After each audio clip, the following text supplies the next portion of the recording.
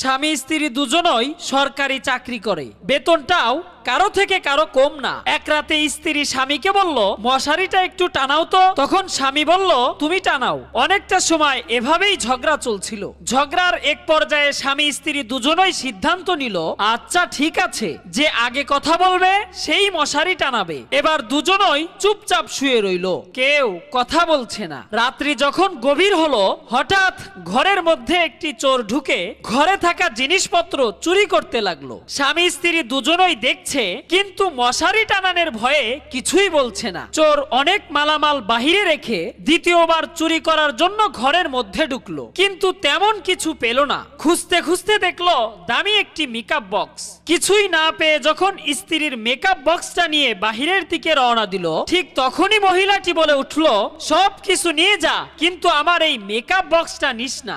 সঙ্গে সঙ্গে স্বামী বলে উঠল,